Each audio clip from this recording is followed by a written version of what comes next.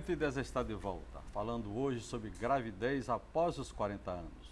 Conversando com a gente sobre o assunto, a ginecologista e obstetra Marjorie Mota. O doutor Evangelista Torquato, também especialista em reprodução humana. E a chefe do Serviço de Atenção Integral à Saúde da Mulher e Planejamento Familiar da Maternidade Escola Assis Chateaubriand, doutora Silvia Bonfim Hipólito. Também está com a gente esse talento da música popular brasileira, Siribá Soares. Quais os riscos de uma gravidez após os 40 anos? Nós podemos pontuar, eu diria, 3 fatos durante a gravidez de 40 anos, mas eu queria só retomar um pouquinho da conversa do bloco anterior, que para a gente não sacrificar a gravidez aos 40, ela existe, ela pode acontecer de forma natural e que, como falou a Silvia, a gente tem milhões de métodos, técnicas de reprodução assistida que a gente pode dar a chance desse casal ter um filho ou dessa mulher independente ter um filho, porque realmente ela está num momento de vida onde ela está profissionalmente estabilizada, na grande maioria das vezes na sua estrutura familiar ela também está estabilizada e financeiramente é a hora onde ela pode, se necessário for, fazer algum procedimento de técnica de reprodução assistida. Os riscos de uma gravidez ao 40. Começa primeiro a dificuldade, né? Porque a gente, como o evangelista falou, nossos ovários, eles infelizmente, eles amadurecem tanto quanto a gente amadurece. E esse amadurecimento implica em 2 coisas, em a gente ter óvulos de pouca quantidade e de má qualidade, o que vai dificultar a gestação. A segunda seria, com esses óvulos que não são de boa qualidade, a gente tem a incidência, como já foi citado, das malformações, principalmente da síndrome de Down, mas também temos que lembrar de todas as outras malformações que podem existir consequência dessa... Quer dizer que esse óvulo tem prazo de validade? Nós temos, infelizmente, prazos de validade. Por isso, a nossa insistência, tanto como ginecologista, como também como quem trabalha em reprodução, de que as mulheres... casais, porque as mulheres também podem tomar essa decisão sozinhas, tenham seus filhos numa faixa de idade minimamente boa, que seria entre os 30, no máximo 35 anos, considerando toda uma conjuntura de trabalho que a gente hoje em dia optou por ter.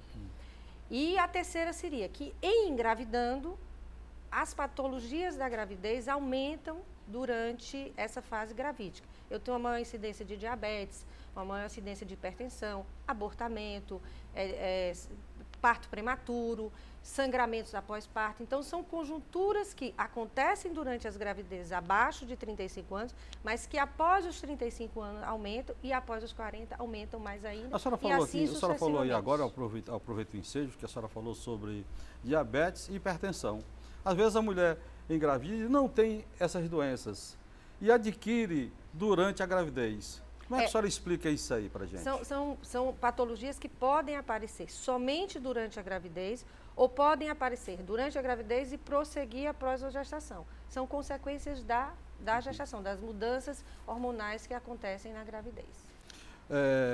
Doutor Evangelista, eu anotei aqui que a doutora Marjorie falou, reprodução assistida. Eu queria que o senhor explicasse para o nosso grande público. A reprodução assistida, onde a principal técnica é a fertilização in vitro, é uma possibilidade de esta mulher usar tal método para aumentar suas chances. Mas, novamente, eu pontuei que uma mulher aos 40 anos tinha uma chance de engravidar em torno de 5%. Esta mesma mulher, ao fazer uma fertilização in vitro, que é um método no qual toda a fecundação dos ovos dela, a gente retira os ovos dela, parte dos ovos dela, e fecunda num laboratório. Faz os embriões num laboratório. E os melhores embriões, eles são colocados dentro do útero. Pois bem, mesmo com esta técnica, as chances de gravidez aumentam, mas não aumentam tanto quando eu comparo as taxas de gravidez com uma paciente com menos de 35 anos, para você ter mais ou menos uma noção. A taxa de gravidez numa paciente por volta de 30, 32, 34 anos, ou menos do que isso, gira em torno de 60% em algumas pacientes com determinadas patologias, vai até a 70%. Em uma paciente com 40 anos, as taxas de gravidez aos 40 anos ficam em torno de 30, 35 anos. Se uma paciente de 43 anos, olha só o intervalo, 40 para 43, mesmo ela fazendo a fertilização in vitro, a taxa de gravidez de bebê em casa não chega a 7%. Olha o que eu estou falando. Uma paciente de 43 anos vai fazer a técnica mais avançada que existe na reprodução assistida.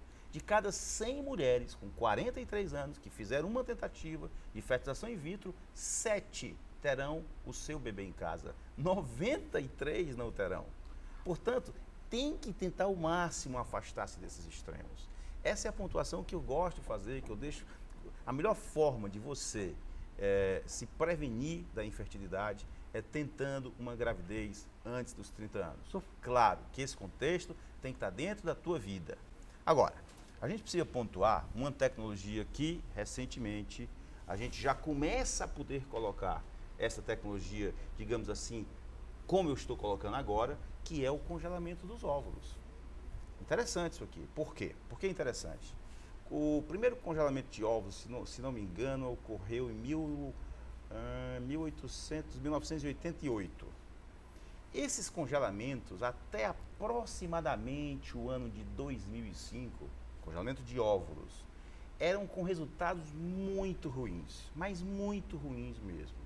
A taxa de gravidez com óvulos congelados, mesmo óvulos jovens, não chegava a 20%. Houve, recentemente, no mundo da reprodução, uma alteração na forma de congelar esses óvulos.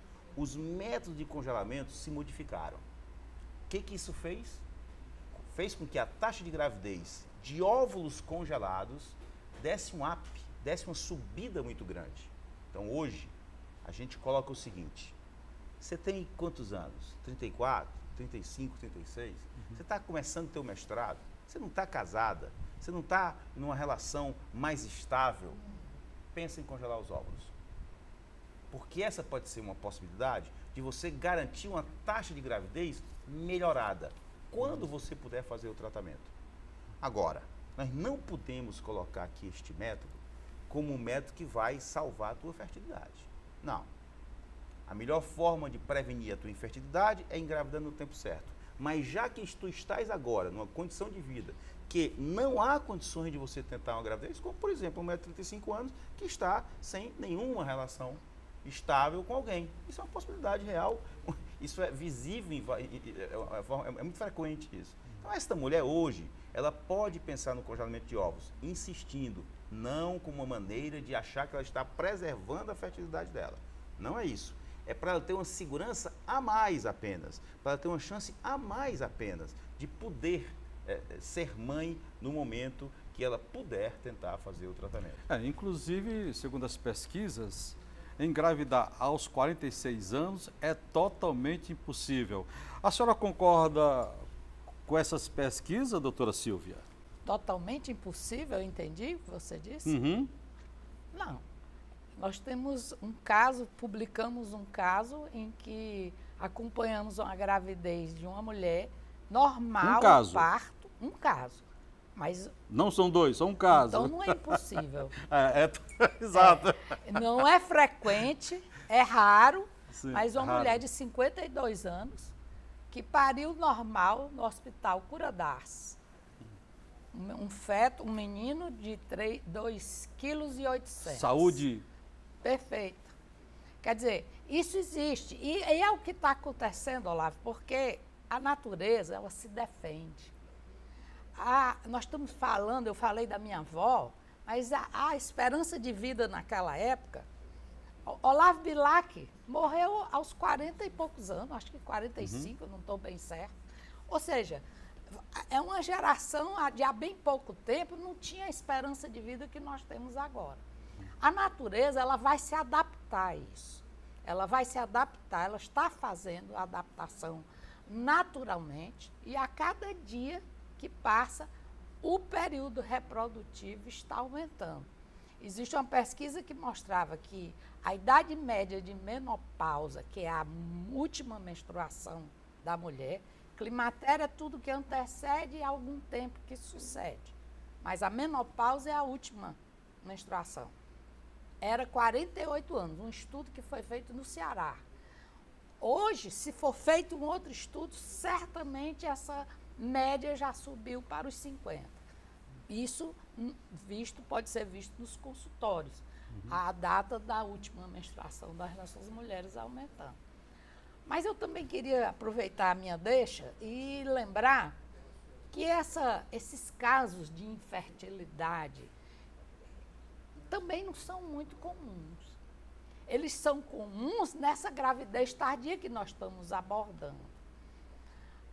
A grande população está precisando ainda fazer o espaçamento gestacional. Mas será que, doutora Silvia, será que não é, por exemplo, a falta de um companheiro, assim, que a mulher tenha confiança nele, inclusive a própria economia, quer se estabilizar financeiramente? Será que isso não é um dos princípios básicos para que essa gravidez passe a ser tardia?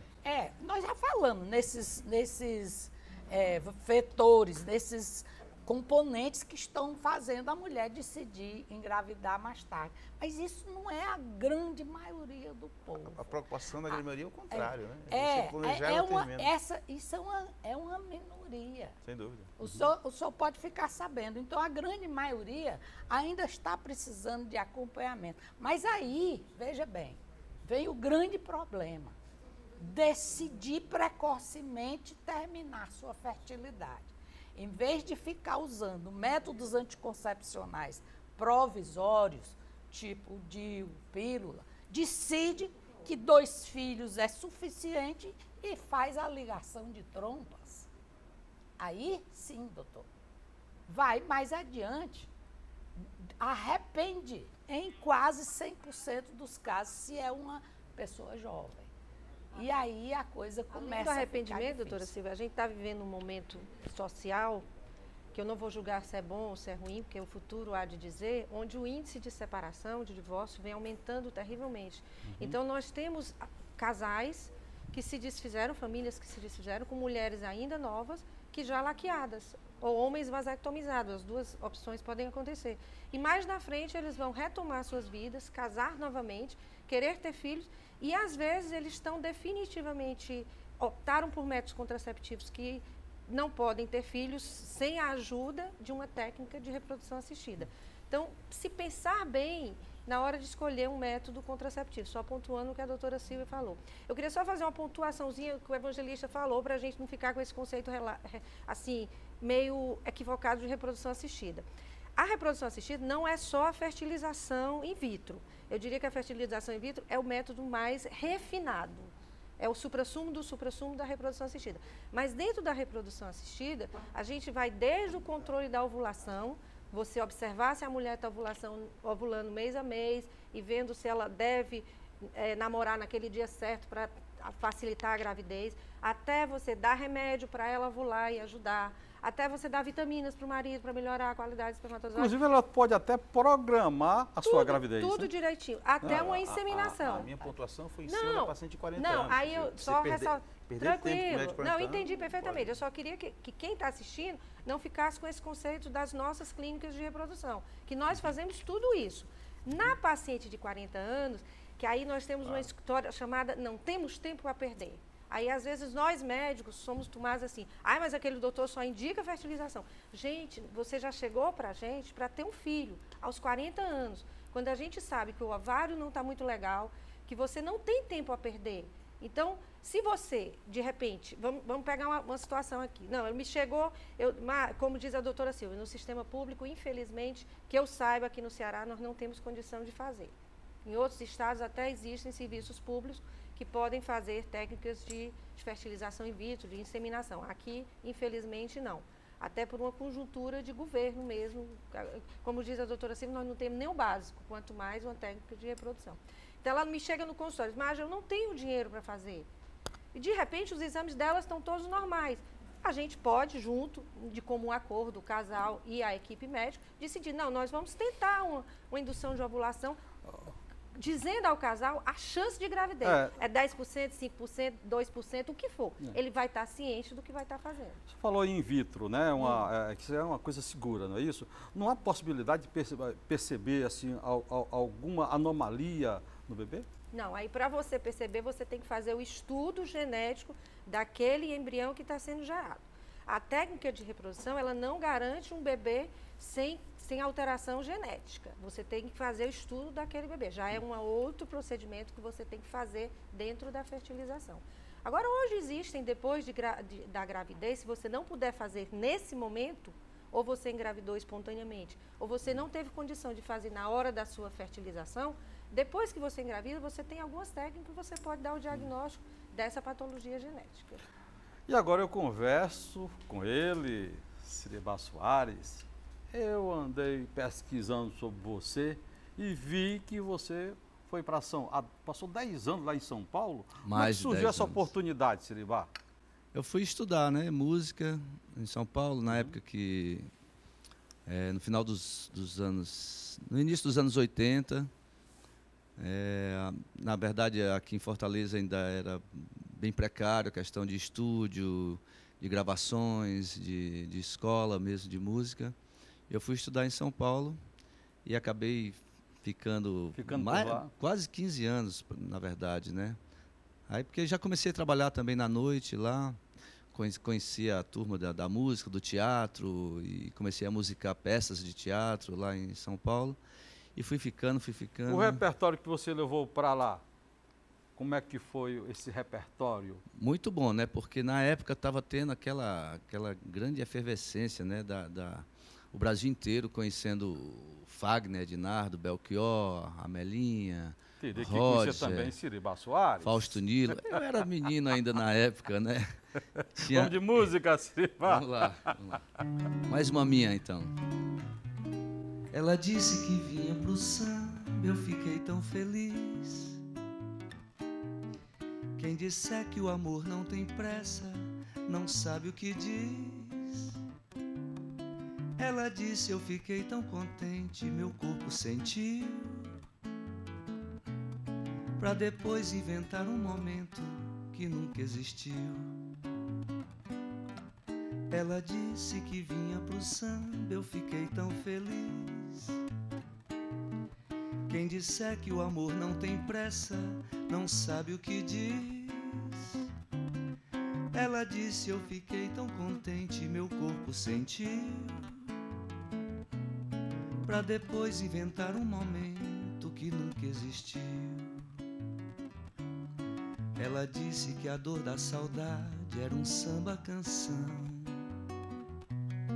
e que as horas de felicidade eram a consagração. Ela disse tão pouco, esse pouco foi tanto pra mim. Na paixão todo mal vira bem, o amor é assim. Ela disse que o samba da hora foi feito pra mim, mas não disse que a letra do samba falava do fim.